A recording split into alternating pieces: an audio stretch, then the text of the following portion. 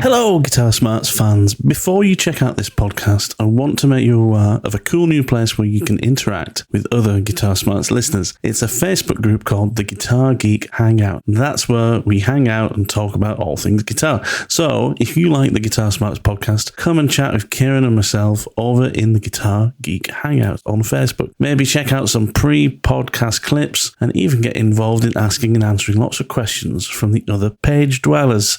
Hope to see you there.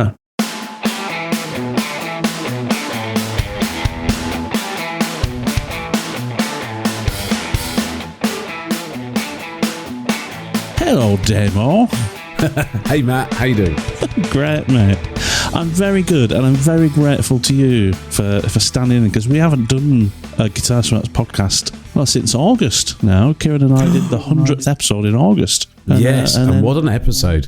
Yeah, exactly. And then we took a little bit of a break, and you know, intended to come back fairly quickly after a few weeks. But our good buddy Kiran has been unwell, and he's recovering now. And I'm sure once he's back to the podcast, he'll tell everyone about it. But yeah, so we took a bit of a protracted break whilst he's been recovering. And thank you for stepping in, Damo, so that we can. It's an absolute pleasure. I'll do my best to fill such mighty shoes. Mighty shoes. Mighty Hamley Waller shoes. Yeah, I will do. I'll do my best. Yeah. I have purposely gone out and bought more guitars, obviously, just to make sure. So when you're looking, you feel at home looking. Yes, that's true. Pretend I'm Kiran. Obviously, I don't have the looks or the voice. Yeah.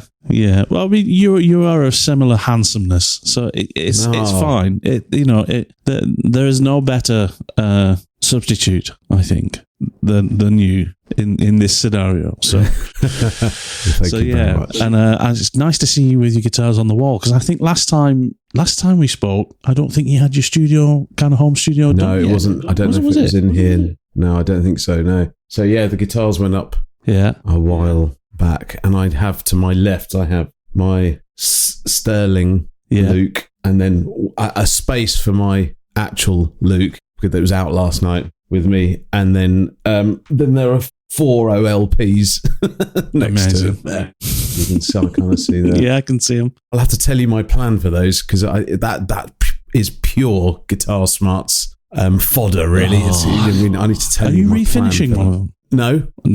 I'm refinishing them all. I'm going to do all 4. What? I don't know why I'm showing the microphone in my fingers. I don't even know how technology works. I'll get into age a bit later on. So yeah, it's lovely, and I love it in here. And I've got my piano next to me as well. It's a lovely space to be in. Yeah, it looks fantastic. That's just for our listeners as well. That's a sound engineer's trick, by the way. Show the microphone the number of fingers, and that tells the microphone how much gain. That's how you set the gain on a microphone. So, just so you know, I also have an assistant who's going to chip in every so often. All right. His name, he's my technician. He's called Jed. Jed? He's my dog. And he's right here now. He may wish to go out every so often when he comes and nudges my hand. So, pretty much like that. So, yeah, I sometimes have the same urge. Don't worry, it's fine. What, to go?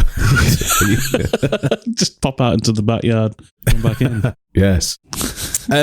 So, yes, lovely. So, thank you so much for having me along. No worries, man. Thank you. It's lovely to be here. Thank you. So let's get straight into it, right? So you had a jam last night. Oh yeah, you did, right? And you're Helix land like I was, right? You're using your Helix into the amp at the jam night, but you're using your Helix straight in at the gigs, right? Well, yes and no and yes.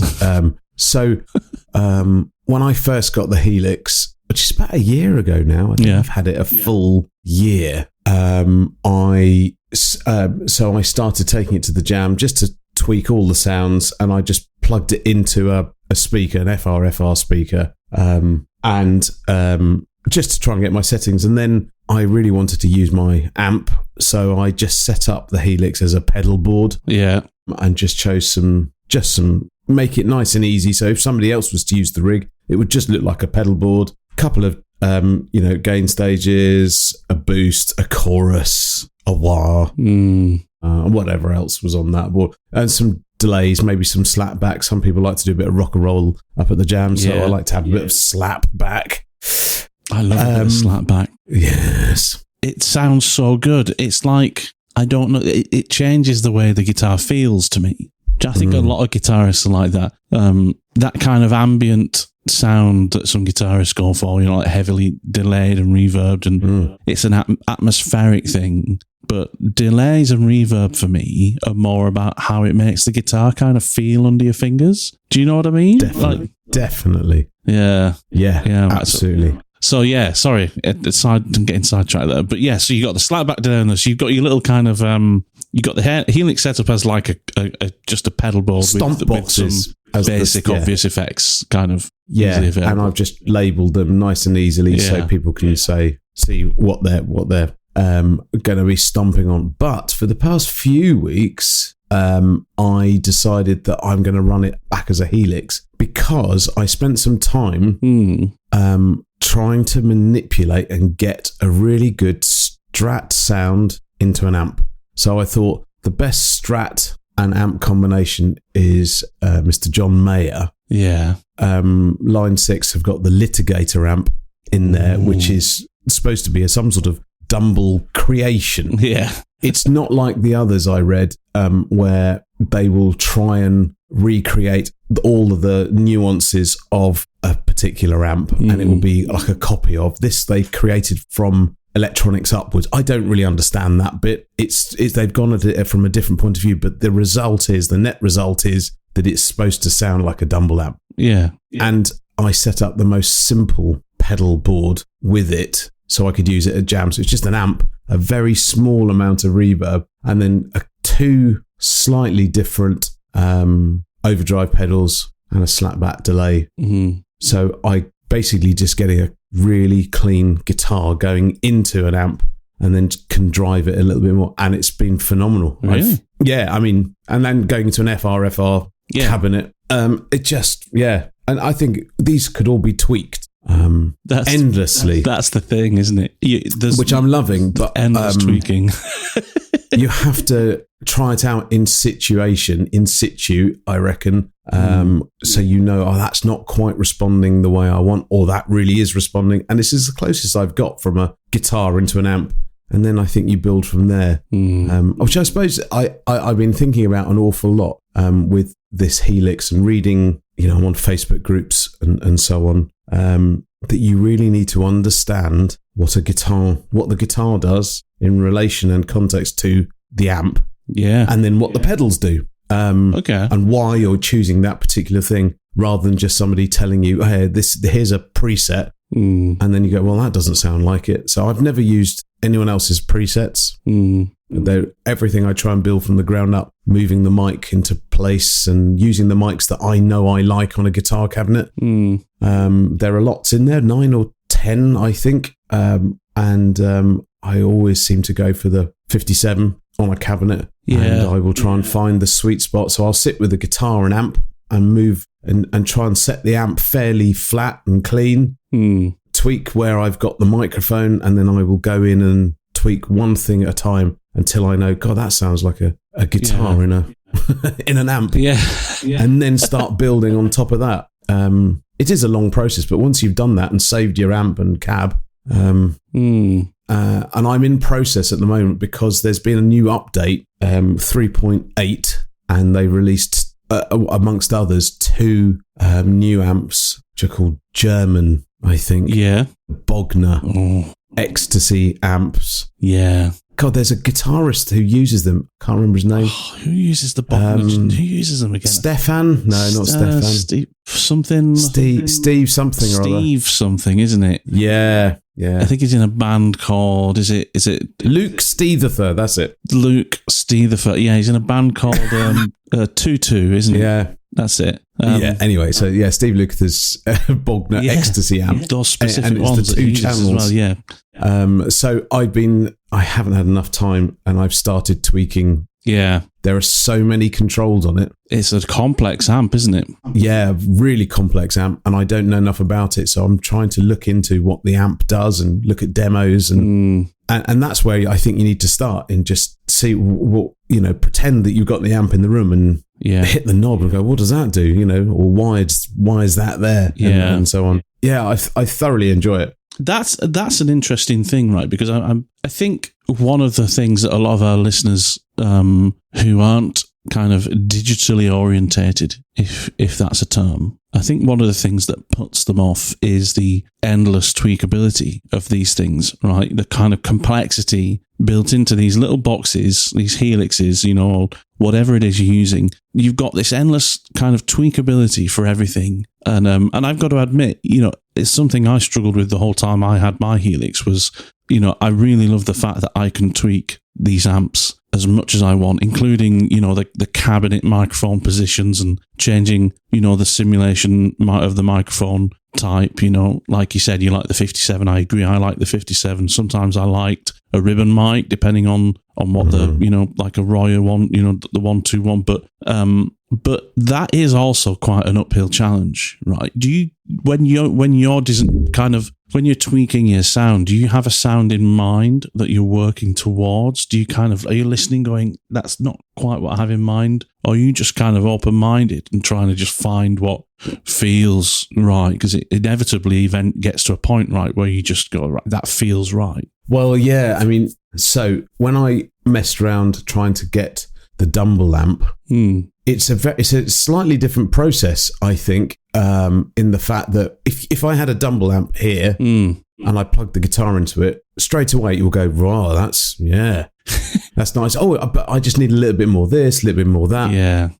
So the complexity to when you're programming a Helix is that you have to try and get it to that point where you've just plugged your guitar into an amp in the room. So you've kind of got to get it to that point in the first place, which is a bit of a unknown quantity. How do you know what amp would sound like in your room? So you've got to spend that time with those. So, when you're miking up the guitar cab, so for reference, I played my Strat, 3 single coils, Clapton Strat, into this Dumble amp, and I referenced it against listening to John Mayer. Okay. So I had John Mayer playing through the same speakers, and I tried to find bits where it was just the guitar. Got it. So the beginning of Slow Dancing. Yeah. Oh, is that just that is tone? That the finest clean guitar tone of all time? It's beautiful. And yet, so the original, I can't remember what album. Kiran will tell me. Continuum. So I believe on that he plays it on with his neck pickup, but live I think he uses position 4, so neck and middle pickup. Yeah. So you get that slightly different tone. Slight quackiness, isn't it? There's a slight kind of squish there, I referenced both those versions, and what I was trying to get was that tone, and I know that it should just be guitar into an amp kind of sound. There's probably a lot more stuff on it, so I ignore the reverb. I try and ignore if there's any compression. I don't think there's too much. I don't think John Mayer uses an awful lot of compression, as opposed to your Dave Gilmour's and Luke Theron. So you ignore all that, and then I just think, is there too much top end? Is there too much real bottom end? And just tweak that by you moving the microphone around. Yeah. Once I know that kind of sounds right, I can then tweak the knobs on the amp virtually, and then add a little bit of reverb and so on, and then turn it up, turn it down. So it's as though you're doing a little mix or recording, but you're just trying to get that sound right. And when you hear like interviews with oh my God, what's his name? I can't. Well, I'll tell you his name when I remember. It's not Luke Steviker again, is it? No. So I've got no names. Anyway, is he a producer? Is he a guitarist? Really famous one. Really famous guitarist. I should know his. I mean, horrendously famous. It just escaped your mind. Modern day guitarist, old guitarist. Yeah. It's just gone. I can see your eyes chasing this name around your head, and it's just the first G3 with Satriani Vi and Eric Johnson. Eric Johnson. So Eric Johnson, spent his life chasing tone. Yes, and absolutely. He's never. And what a tone he has, but But he said he's never happy. No. Sorry to interrupt this conversation. However, if you're a regular listener, then do us a favour. Share us with your friends. Spread the word. Help us to grow. And remember to hit that subscribe button wherever you listen to your podcasts. Let's get back to the show. He said he could still improve it. And he's been doing it 30, 40 years, and he's been chasing the tone. And only he would ever know the subtle differences, I think, between his tones. So, so when I'm going back to the John Mayer Clapton-y, the Strat into a Dumble sound, I was just trying to get something that not trying to emulate John Mayer. So then once I got the sound by just copying those first doodaloo on the slow burning, and then I would play some other things that I was just improvising on. So I wasn't influenced by just that sound. So it's a long process, and you can disappear down a rabbit hole, and it's wonderful. But I think the results are great. And behind me here is my 335 Epiphone 335, which I've had probably about nearly quarter of a century. Wow, I think beautiful instrument. And one of our fellow jammers, Mr. Pete Whittard, fine guitarist. Did he leave any more possessions at the jam last night, or did he finally pick? No, he did the following week. Yes, he did. He left. What did he leave the first week? He left his tuner. Didn't he leave his glasses? And then left his glasses. So just by talking to him, he's rekindled my love for Robin Ford. Oh yeah, who I absolutely adore and have listened to. And I saw here in Hampshire in the UK in 1994, probably so that's 30 years ago, in a tiny little blues club, and it was phenomenal in Wickham. Really? I know, and it was phenomenal. So anyway, I've had a love of Robin Ford's sound. So I thought, well, the 335 is the closest thing I've got creating his sound. So I spent time trying to recreate his sound with an amp similar to his. And that started me on this road to try and get a really nice guitar into amp sound. Yeah. And it's really important because hopefully eventually people won't know that you're digitally modeling, because it's not some crazy setup you've got that fades in. Yeah. Well, I don't think anybody does. I don't. No. I think we're already there. I think we're already at the point where the sound of a digital amp is indistinguishable from the sound of a real amp. In terms of a recording, in terms of a live setup, from an audience perspective, I think the problem lies in the relationship between the guitarist and the sound. And the thing that you miss with a digital amp is that feedback loop between the guitar and the speaker. You know what I mean? Like when you play something and you feel it through the speaker, and your guitar responds to what you've just played when you've played it. And unless you're set up with a really high quality FR system that mimics that to a degree, that will always be the thing that's missing from digital guitar sounds, is the effect of what you have like just played, how that affects the feel of your instrument. It's the room and the speaker that are the missing link, and that's still the problem. But I think everything else is already there now. With what Quad Cortex are doing, what Kemper have done, what Helix have done so far, and their incredible updates, and just how easy it is to get good amp sounds. A recorded digital modeling amp and a normal amp, I think, is already indistinguishable. But it's the experience of the guitarist which will always, I think, mean that you have this line between the two. But I mean, you seem to be, from the sounds of it, you've come up with a way now of kind of using it for your advantage to really craft sounds that are previously unattainable to you, right? Because 10 years ago, whatever sound I was trying to get, it was going to have to be using a Fender Hot Rod Deluxe or whatever amp I had at the time, whatever guitar I had at the time, and trying to approximate it as much as possible. Yeah, you get attacked by the dog. Oh, look. There he is. Yeah, hello. There we go. Say hi to Matt. Sniff the mic. Hello there, Jed. Just move out of the way, Jed. Unless you're going to talk about... lovely. Off you go, Jed. He's confused, is he? He's like, why is he talking to himself in this room? No, he's not. Every day.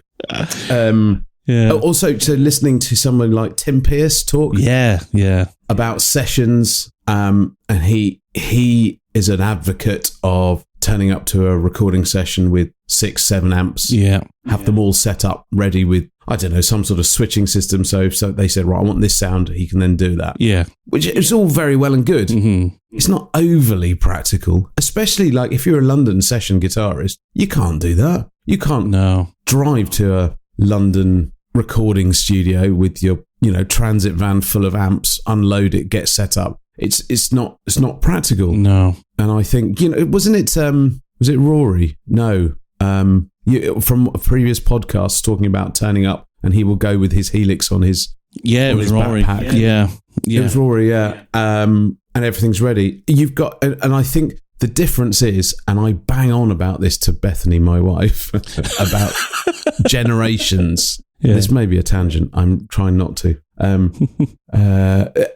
So Tim Pearce and Mr. Rick Beato, both of which I have an awful lot of time for. They're phenomenal musicians, educators, very highly experienced, a life that I would very much like to have lived myself.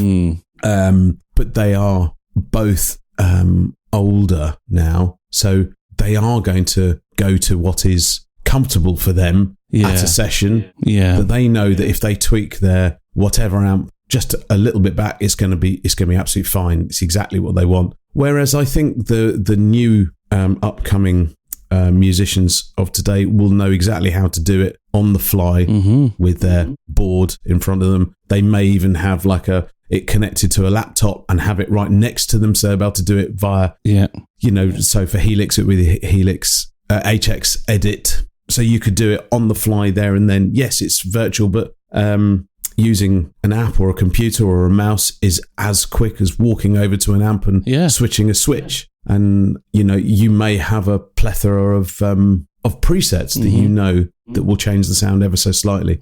So I think generationally, for Tim Pearce, Rick Beato, that they're going to have their amps there and they know what they can do to manipulate that. Yeah. But the new generation, who is it?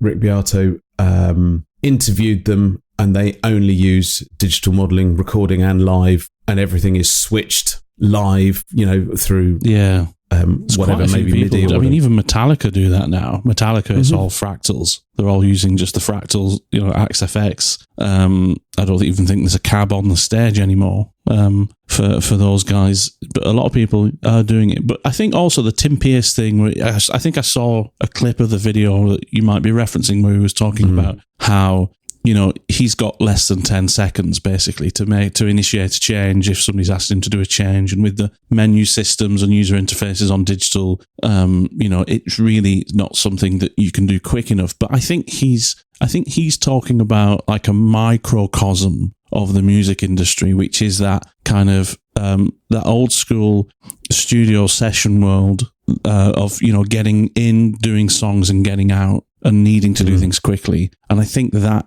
kind of microcosm only really exists where he is, maybe Nashville, and nowhere else. I don't think. I think there's still plenty of session. I'm sure 90% of session guitarists these days that are working full time are working from a home studio. They're getting sent tracks and they record at home and they send them back, and they're not even in the room anymore. Those in the room recordings that are super expensive are reserved for country music and some stuff in LA, I'm sure. So I don't necessarily agree with him. I think digital still works great in a session scenario, but I think so. His world is different to ours, isn't it? And it's also clinging on to that part of the music industry, and what used to happen was the greatest, and it swings and roundabouts, I suppose, with, listening to, say, interviews with, and unless you are Brian May, where, you have a tech that can, you can have 2 or 3 spare Vox AC30s, completely spec'd to your specifications, behind the ones you're using, ready to be swapped out at a moment's notice. Yeah, that's a different world, isn't it? You know, and I think if we look forward maybe 20 years, there won't be that issue, because you don't need to have valve amps, because nobody will notice. Nobody will really overly care. That was the only way to get Brian May's sound, was him manipulating Vox AC30s. Do you think valve amps will die out? I think they'll become exceedingly rarer and more expensive, mainly because of the production of valves, I would have thought. Because I was talking to one of my students, Bob, who may be listening. That like Rowan Atkinson says it sometimes. You know, like Bob. You have frozen on my screen, by the way. Have I? It's a nice. Oh, that's strange. Maybe it's just because I'm not moving. Oh, I've frozen on my own screen as well, but I can still hear you. See you perfectly fine. Yeah, no, that's fine. Talking to Bob, and he's an old Royal Naval engineer, right? Retired for quite a few years, and he does an awful lot of my repairs and so on. And he's done some amps for me and so on. And we were talking about valves yesterday, this very topic, and he said they are becoming. Don't know if you can hear me. You can still hear me. I can hear you. Can you hear me? Oh, you come back. There you go. Just for a second. I'm here. About 10 seconds. I lost your audio. Sorry. No, I'm here. Carry on. Sorry. Yeah. So Bob was saying that that they're just not manufacturing as many valves as they used to. Say 50 years ago, everything. 50 to 60 years ago, everything was valves, as in hi-fi, TVs, radios, anything that you needed to create a sound, you needed valves. Whereas now, apart from really high-end audiophile hi-fi and these guitar amps, I may be missing other things, but those are the things that I would. The demand for valves is low now and niche. I think they will still have some demand, but they're going to the price is going to skyrocket, or probably already has. So and if you can produce the almost identical sound without one, I don't see why. Yeah. Whether they will actually survive. That's all very logical, isn't it? You know, I think you're right. I think as the demand decreases and the wish to manufacture them decreases, then but there's always going to be those people out there that know that to get a certain sound that they want, they're going to have an amplifier that works using vacuum tube technology, which is old, and like the reason those amps existed is because when guitar amplifiers were first being designed, that's the technology that was available to them. There's no technology out there that's specific to guitar amps, is there? It was, what can we use to make an amplifier, and all a vacuum tube is the same thing as a transistor, really. It's the original. It does the same thing. It controls the flow of current, and that's how when people kind of say, well, tube amps are better than transistor amps, well, they're doing the same thing. It's the same thing in the electronic circuit, really. It's just there's a different way of doing it now. Modeling is kind of really the simulation, is it? Software simulation rather than the actual creation of a unique sound through circuitry. So that's like a different step entirely. But I think valve amps will always be around, but I agree with you that they'll become increasingly rare, increasingly inefficient and expensive to make. And there's a lot of people out there. I don't know if you know Stuart Ward, he's actually, I think he's a member of the Guitar Geek Hangout. You see him occasionally. Stuart Ward is the original. He's the owner and manufacturer of session amplifiers. If you remember Award Session, Clapton used Award Session on the August album, and various other artists throughout the years have used Award Session amps, and they're all solid state. And he's a big proponent that when done right, there's absolutely no sound difference or experience difference between solid state and valve amplifiers.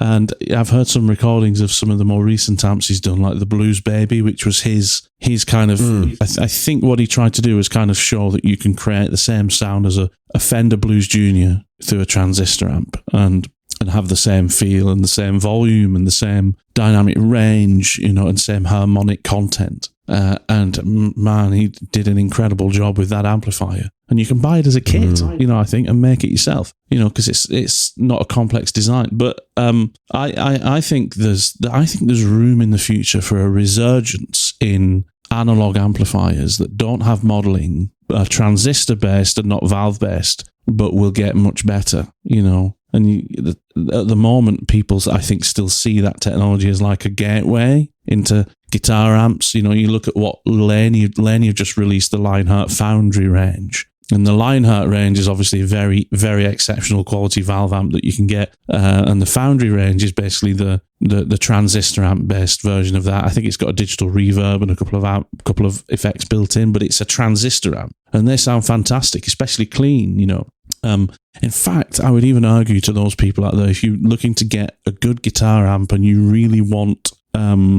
something like a Dumble sound, I would, and you don't have much money to spend at all, I would consider trying something that's transistor based from a company like DV Mark or somebody like that anyway. Because I don't know if you heard this, John Mayer talked in an interview years ago. Do you remember he had a PRS signature amplifier? I think it was called like the J Mod or something. It came out probably in the last 10 years. It was very, very, very limited run, very expensive. I think it was like $10,000 for the head and a cab. But it was based on some of his favourite Dumbles. And in his interview with Paul Reed Smith about it, he was talking about one of the reasons he loved the sound of Dumbles is the immediacy of the note. You play a note and the transient from that note is just absolutely immediate. It's there, there's no sag, there's no lag in the sound, there's no kind of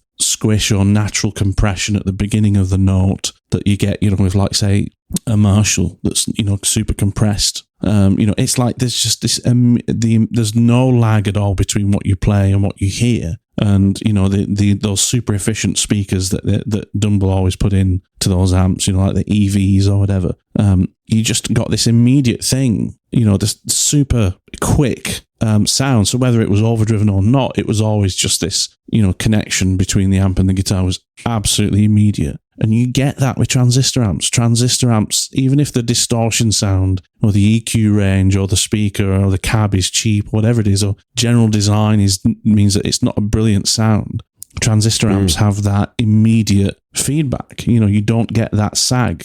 So that would be a tip I would say to anyone out there who wants to get that kind of really snappy, clean sound. Consider a transistor amp. Get a really good kind of, transistor-based amp. Eric Gales, who's an amazing blues guitarist, his signature amp is a transistor amp from DV Mark. No. Yeah. Bizarre, isn't it? It is bizarre. This kind of thing brings us on to, it doesn't. It's kind of the same, because we were maybe just talking about, when we were chatting on text about what we're going to talk about. And this all ties into it, doesn't it? About the evolution of the electric guitar, but also the electric guitarist. And so talking about Tim Pierce, he has carved his notch in his bedpost. I don't know where I was going with that, but you know what I mean. We know where he is and where he sits, and the advent of technology, meaning that anyone can show you what they're doing on YouTube or social media. Look at my guitar playing. So I belong to a little group called Guitar Tricks or Tips or something. And you get various different types of guitarists. The one thing that is pretty much the same, regardless of the playing, it's the situation. As in, and I'll say it's predominantly men. I don't know what I'm making a social commentary on that, but it is predominantly a male-dominated thing. And I think that's reference to guitarists everywhere in the world. It is a predominantly male-orientated pastime.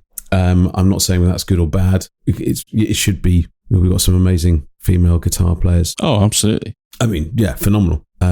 Anyway, I wasn't going to talk about that. It's about the difference in the fact that these guys are standing there playing in a room and saying, what do you think? I've just learnt this song by this guitarist. What do you guys think? And, it might be played absolutely perfectly, great tone and everything, but it's in the comfort of your own home or somebody else's.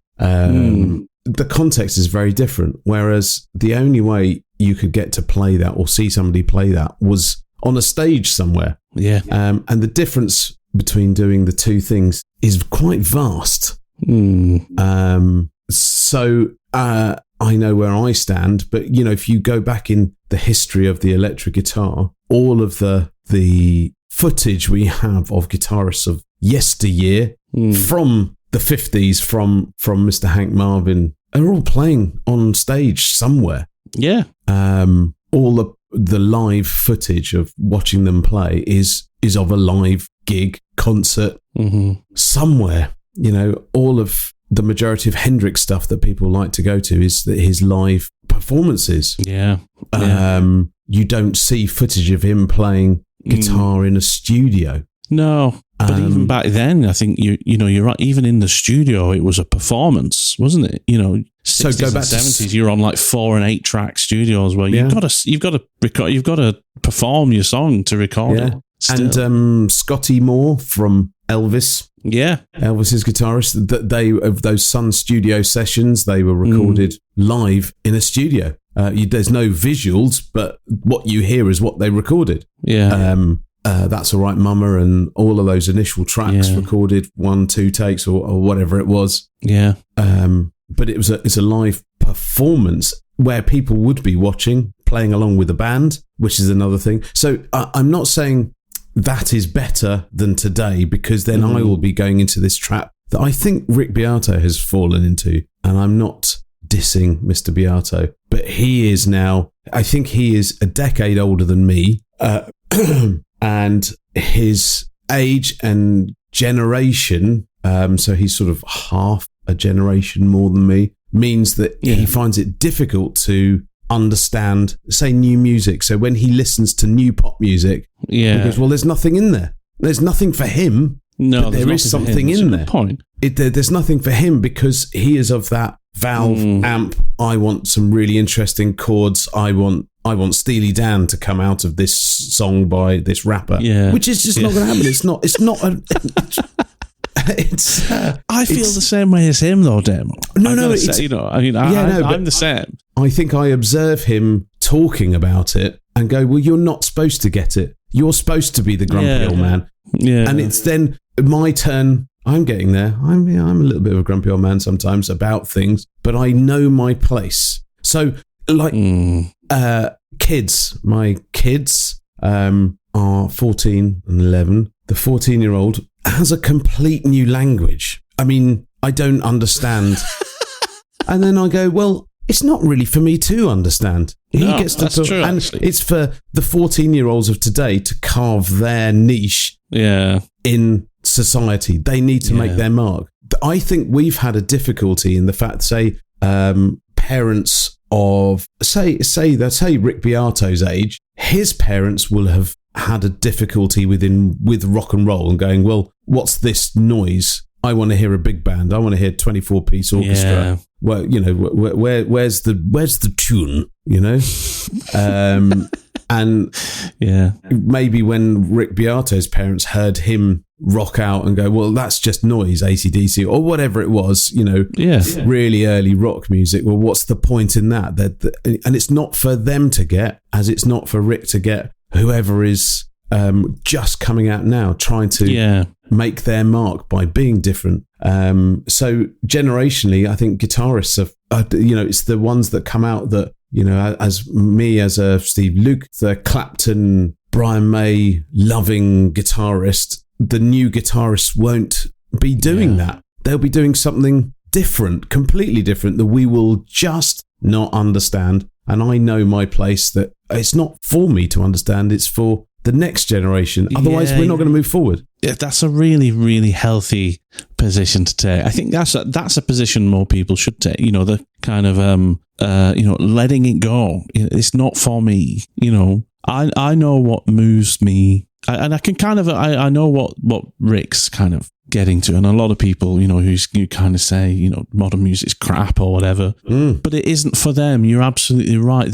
And plus it's entirely subjective. It's an art form, right? So if you think it's rubbish, you're right. And if somebody else thinks the same thing's brilliant, they're also right. It's what it means to them. It's what moves them. And I guess from my point of view, I'm very moved by, emotion in performance and what harmony can do to my feelings. If I was to kind of distill down what it is about music that I love, and if I think about what music, that I love, what does it do to me? It's always those things. It's the emotion in the performance, and it's the what the harmony can do, in terms of chord changes and things. So that tends to lead me to really enjoy music that's quite high in information, like Steely Dan, or for me, the greatest thing in the world at the moment that's new is Jacob Collier.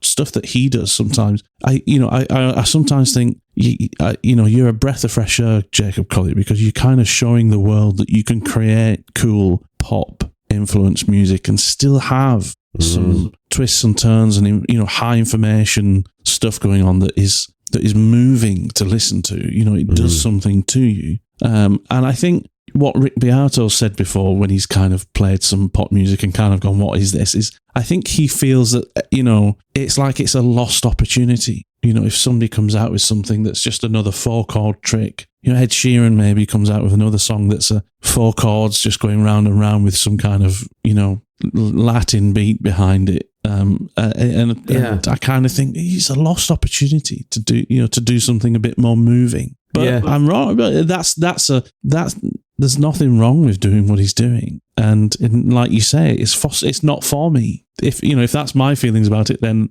I'm not the audience he's aiming for anyway. And the thing is, it obviously comes down to the consumer. So the consumer of new music is the next generation of kids, that they want something that's theirs, and they want something that is theirs that wasn't their parents'. Yeah, this is generalizing. Unless things are only going to move on with everything, if somebody breaks out and goes, I'm going to do it this way. I don't care what you've been doing for 60 years. This is what I'm going to do. I'm going to play the guitar with one string or whatever. Whatever the thing is, I'm going to plug it into a hi-fi speaker. And you can't do that. That would sound awful. And it's the music almost takes second fiddle. Yeah. So, and it's all, and if we look back possibly over the history of popular music, I think that's always been the case. So Elvis became really famous, yes, because he's a great vocalist, but that wasn't why. He pushed the boundaries of what was allowed at the time. And there was a lot of backlash against him from purists, musical purists before that. And at the time, he was not liked. And I think you'll find that. And it's probably because he was a really good-looking lad at the time. Yeah. And yet we slate, someone like, oh, God, I can't remember people. Harry Styles, okay? I don't know anything about Harry Styles. Apart from he was in a boy band, yeah? Yeah. All right, okay. Direction. So one of the things you have to be in a boy band, you have to be quite pretty. Yeah, exactly. And sing a bit, okay? And he can, and he is, and I'm sure that got him through the door to start off with. Yeah, for sure. If he was some ugly bugger that had the most amazing voice in a boy band, he probably wouldn't have cut it, because he needed to be clean cut, chiseled, and all this sort of stuff. And that plays a part in popular culture as well, I think. And John Mayer also has that pretty boy exterior. And if he wasn't, I doubt he would be as famous in the States, or didn't become as famous if he wasn't such a handsome chap. No, absolutely. But the thing is, he's really annoying in the fact that he has everything to back it up. There was real sorrow in your voice there. There was just like, why can't he just be a little bit rubbish? Yeah. Or not be able to sing in tune or something, or have a bit of poor timing or bad phrasing. nothing like that. Or like just not a good songwriter or something. Absolutely. Yeah. At least he's ugly. No, poor Gary Moore. I don't know how he did well. Yeah, I know. That is true, actually. But he comes from a time where I think that was less of a consideration, right? Yeah. It was, can you sell records? You didn't see people back then, don't forget. No. How often would you have really seen what the people in a band would have looked like? You would have heard them on the radio. There was only 2 or 3 TV stations. So how many times was music on the TV? Obviously no internet or YouTube. You might see them on the record. So, a picture or 2 of them on the record. So for a lot of bands, you were invisible, really. I remember the last time this happened, and this was with Kiran, and this was about a quarter of a century ago. And he said, listen to this woman sing. Wow, what a voice. And he said, what does she look like? And I said, well, I don't know, do I? So this was, a long time ago, and there wasn't much internet. And it wasn't, no smartphones or anything like that. So you can instantly. And I said, God, what a voice. And I described her, what I thought she would look like. And then he showed me the picture of Anastasia. Right, okay. And I went, that's nothing like I thought. Yeah. And that was probably the last time, because it became more and more easy to look up what somebody looks like instantly. And I think from that 25 years ago, going backwards, as you say, people just would not know what people look like. It was, there were obviously Elvis and stuff, it was movies, and they really got him to do lots and lots of stuff where he was seen. Well, I think famously with Elvis as well, when he was first breaking, there was a lot of TV networks in the US that they would not film him below the waist, would they? Because they thought that kind of way. That's exactly it. That kind of dancing that he would do, thrusting his hips and whatever. It was like, that's inappropriate. We are not filming that. So clearly, that's a huge part of his appeal. And the Beatles obviously were huge, and they were good looking lads. It was obviously that they were going to be popular. But I've always had a theory that time and place in history was waiting for a band like that. If it wasn't going to be the Beatles, it was going to be someone else. Somebody else was going to be as big as the Beatles. And I think that's because of a post-war thing. The war ended in 1945, and that was the start of the, what we call now the boomers, right? The baby boom of the late 40s and the early 50s, soldiers coming home and having kids. And it's actually, I think you can read about it. It's the returning soldier effect of why there tends to be more boys than girls born after war or something like that. But anyway, that's a different thing. I heard that in a podcast. There's this if you think about it, when the Beatles broke, the early 60s, all those kids born immediately post-war, the teenagers now, the mid-teens coming up to young adulthood, they've grown up through post-war suppression. Rationing still gone on into the 50s. You know what I mean? It's been a hard time for them. And it's just bubbling up, just want to be an adult now, want to kind of break free and, live my life. And, maybe a little bit of hedonism's in there as well, a bit of freedom, and this band comes along and they're singing songs like Please, Please Me, this huge sound, twist and shout, things like that. It's just euphoric for them. There's no way a band that comes along at that time with that potential audience singing songs like that, rock and roll, loud music, fast tempo, they're going to be huge. It was always going to happen for me. It just happened to be that band. And obviously they're amazing songwriters, but I don't think the amazing songwriting is why the Beatles were that big. I think it was a time and a place. It was a perfect storm. So it takes us back to the guy standing in his room. It's the context of everything. Yeah. And the context of today's music, it's not for us. Yeah.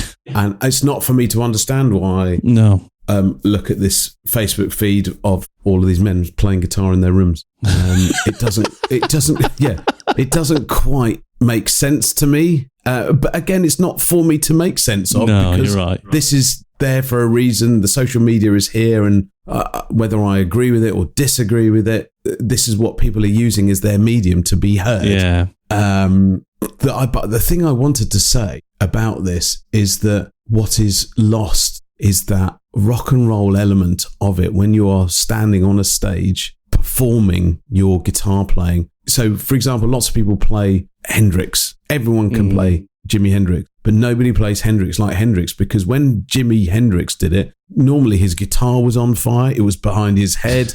It was his character of a shy, humble man. When you watched him play, he was not shy and he was not humble. And yet at the same time, he completely was. And his playing was well thought out. It wasn't overly well executed for the majority of the time. As in, he was not the greatest technician, or he was not a virtuoso. He just did things his way. Yeah. And he was one of the first to do it like that. I think it's because he like you're talking about like that kind of potential scrappiness in his playing, not perfect execution. It's because he was willing to constantly play at the edge of what he was capable of. Absolutely. Try, wasn't he? He was daring in his playing. He wasn't kind of like, I'm not going to practice all of this I'm not going to play it until I've practiced it and got it perfect. He just went where he went, and if it worked out, great. It didn't, And you can't compare guitarists, but you come up to today to Marcus Manusco. Yeah. Is that how you say his surname? We had this before. Oh, I'm so sorry. This is the second time we've done this. I'm so sorry. What's his name? I know exactly who you mean. Go on. The incredible guitarist. So I probably got his name completely wrong. Is it Mateus Manusco? I think it might be Mateus Manusco. Yeah. But this guy, I haven't seen anyone play guitar like this since Guth. That's it. Matteo Mancuso. Mancuso, that's it. Yeah. I mean, what an absolute his guitar playing. So it only reminds me, because I'm not sure whether he plays to the edge of his ability. As in, I was trying to quantify this myself in the fact that he is an extremely well studied, well practiced, well rehearsed, and that's not taking anything away the fact that he has talent to play guitar. Yeah. I mean, beyond anything I've seen, there's something, this new generation, that the majority of videos I've seen him in, he's sat down, maybe one leg across the other, playing this guitar, and you go, that is phenomenal. But the context is he's majority of the time sat down on a chair playing guitar. I have seen him play, whereas, and it's not a comparison, it's an observation that Hendrix was right at the edge of everything, including probably consciousness and, drug-induced whatever. Also in front of hundreds of thousands of people, maybe lying on his back. He performed the crap out of it. As in, he thrust that guitar. He did things where people that had no idea about music would go, this guy is good. And it's only because he held the guitar behind his neck, his head. But he was the first to do that. Nobody had done that. And the equivalent is that we get to see amazing guitarists sit down and play on a chair. Yeah. I feel a bit disappointed. I want to see I can't remember his name. Matteo Mancuso.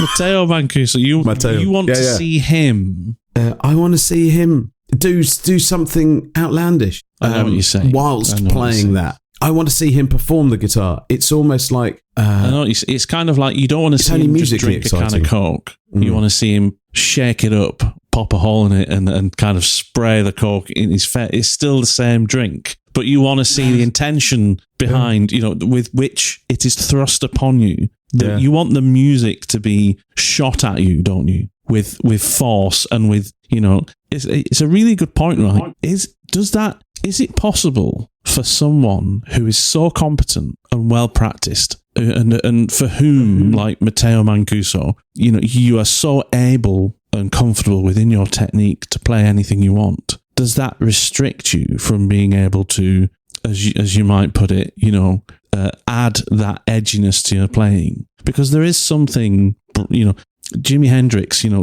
because he was always playing at the edge of his capability, that added something to what he was playing. So are we saying that Matteo Mancuso and Guthrie Gouverneur, are they too good? Are they losing something from being so proficient? There's something about the guys I am blown away by their playing. Yeah. And that's because I'm a guitarist.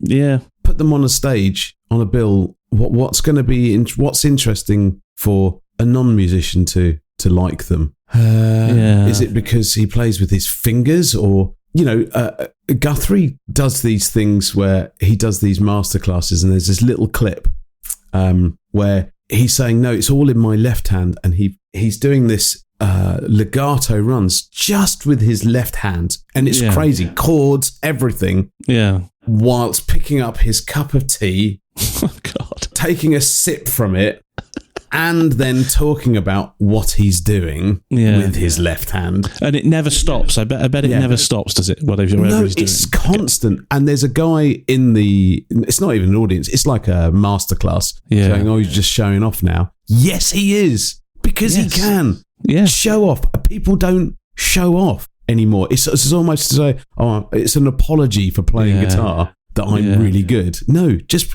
go in there and shove it in somebody's face. Do something with it. Exactly. Because it's not just about the guitar playing. Look at Angus Young. He springs to mind. And the fact that he's playing, G, D, and A for the majority of his career, open chords, like beginner chords. And yet, for some reason, there's something about the way he plays that is in your face. And maybe because it's loud and he's running around in a schoolboy outfit. But that's all part of it. There's almost like a sense of theatre lost. Look at Iron Maiden, that sense of theatre and the rockumentary, if you will, of Spinal Tap. They nailed that.